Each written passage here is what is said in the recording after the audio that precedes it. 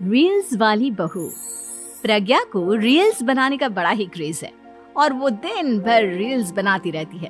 खाते पीते घूमते फिरते घर में कॉलेज में रील्स बनाने के कारण प्रज्ञा पूरे कॉलेज में हाईलाइटेड है।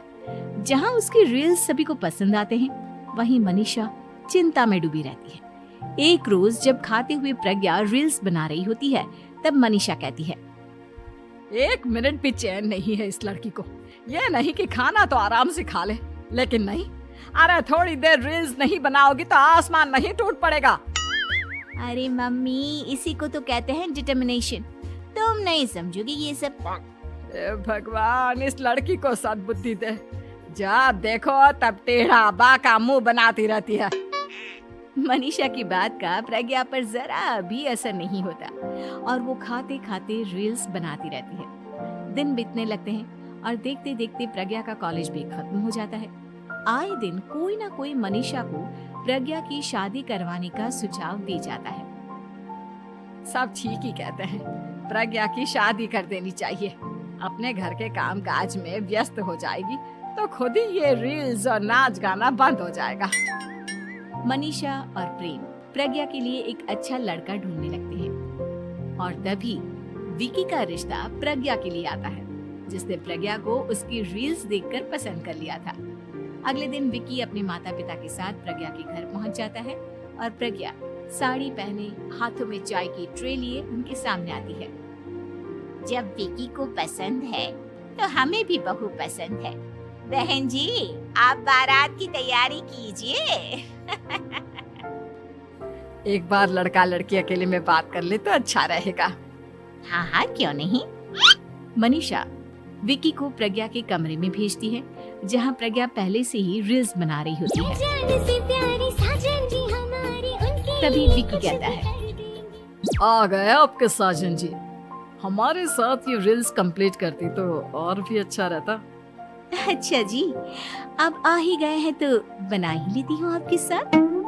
दोनों मिलकर रील्स बनाते हैं। जब वी मीट और तुरंत पोस्ट भी कर देते हैं। फिर विकी कहता है, जब आप साड़ी में चाय लेकर आए तब मुझे लगा कि कहीं मैं गलत घर में तो नहीं आ गया। अब सही है। दोनों की शादी पक्की हो जाती है और शादी के दिन भी प्रज्ञा रील्स बनाने से चूकती नहीं। यहाँ तक कि बारात के समय भी नाचते हुए रील्स बनाती है। सभी लोग प्रज्ञा की तारीफ के पुल बांध देते हैं और प्रज्ञा नाचती गाती अपने ससुराल चली जाती है। सब कुछ अच्छा चल रहा होता है। प्रज्ञा यहाँ भी दिन भर हर चीज की रील्स बनाती रहती है। लेकिन कुछ दिनों के बाद जब सुनीता कहती है, बहू, ये रील्स के साथ साथ कुछ काम भी कर लिया करो। वैसे तुझे और क्या क्या बनाना आता है? मम्मी जी, वैसे तो सब कहते हैं कि मैं सब कुछ अच्छा बनाती हूँ, लेकिन मुझे लगता है कि मैं मैगी अच्छा बना लेती हूँ। हाँ, कॉफी भी अच्छा बना लेती हूँ और मुंह तो सबसे अच्छा बना लेती हूँ। हैं? अच्छा अच्छा। सुनीता अपना माथा पकड़ लेती है और कहती है, बहू, कुछ खाना बनाना भी सीख लेती। मम्मी जी, मैं लंबी प्लानिंग कर रही हूँ। जल्दी ही मैं इतनी फेमस हो जाऊंगी कि मुझे पैसे मिलने लगेंगे। हम दोनों सास बहू राज करेंगे, राज। नौकर काम करेंगी और लोगों की तो लाइन लगेगी हमसे मिलने के लिए। तेरा दिमाग खराब हो गया है क्या बहू? हंसी मजाक तक ठीक है, लेकिन इस तरह घर नहीं चलते। जितना जल्दी हो इस घर के तौर तरीकों को सीख लो। प्रज्ञा मुंह घुमाकर चली जाती है और तुरंत उसी वक्त एक रील बनाती है।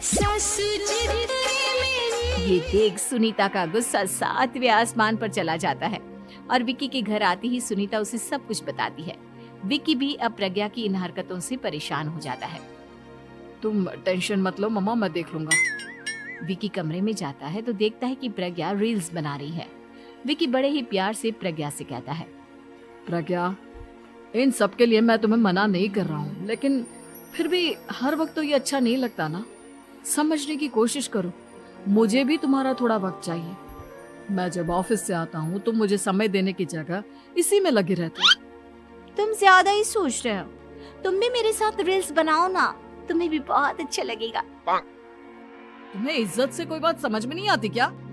दिमाग खराब हो गया है तुम्हारा इस चकाचौंध से। अगर तुमने अपना रवैया नहीं बदला तो मैं तुमसे दूर चला जाऊंगा। तुम ही रिश्ता लेकर आए थे, मुझे लड़कों की कमी नहीं थी और ना आज है। विकी दरवाजा पटककर चला जाता है। धीरे धीरे विकी प्रज्ञा से दूर होता जाता है।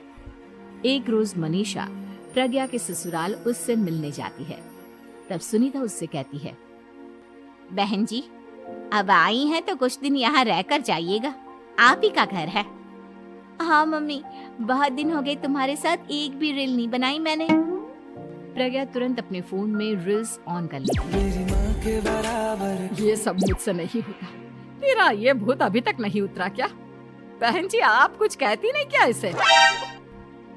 जब आप ही कुछ नहीं कर पाई तो मैं कर ही क्या सकती हूँ।